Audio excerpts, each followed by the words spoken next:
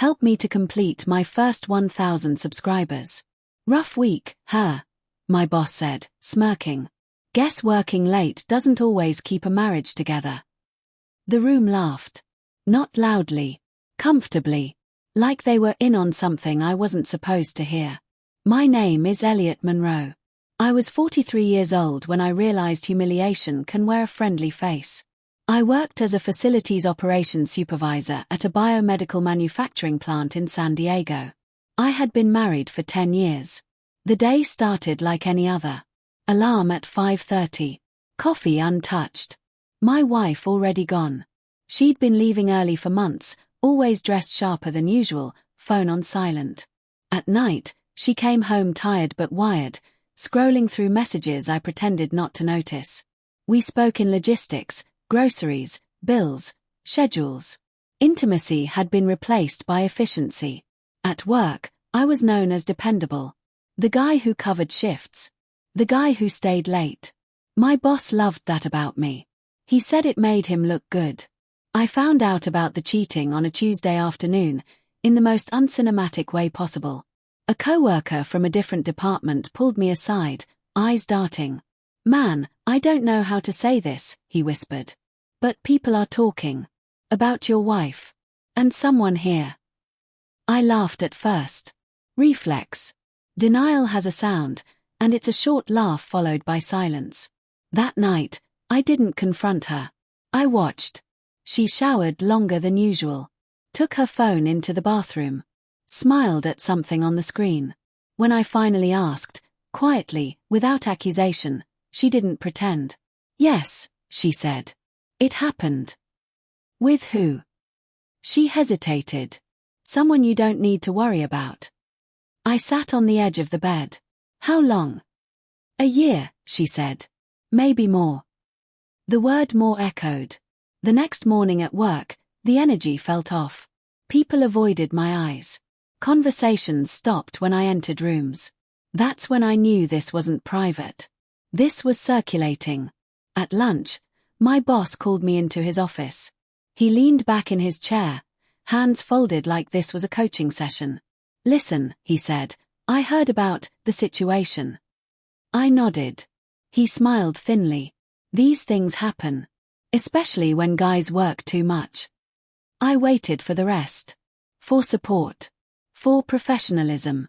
Instead, he added, "Maybe if you'd been around more, she wouldn't have needed the attention." I didn't respond. My throat locked. He waved a hand like he'd said something helpful. "Don't take it personally.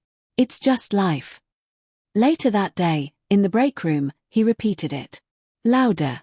With an audience. "Elliot's the hardest worker we've got," he joked. "Too bad his wife found someone else to clock in for him." Laughter. Someone snorted.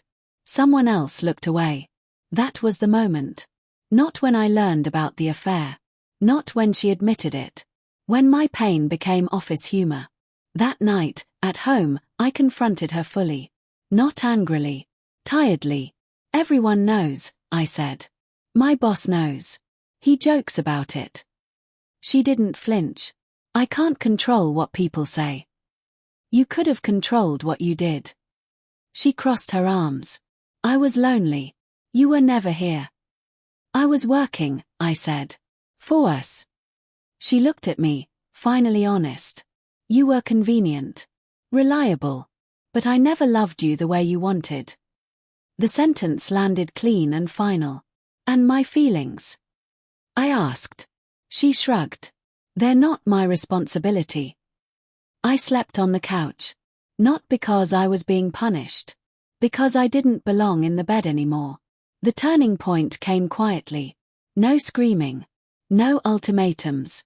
I realized I'd been shrinking for years. At home. At work. Letting loyalty be mistaken for weakness. Letting jokes replace boundaries. The next morning, I didn't defend myself. I didn't explain. I didn't ask anyone to stop. I documented everything. The comments. The jokes. The meetings. The way my boss used personal information as leverage for humor. I went to HR calm. Prepared.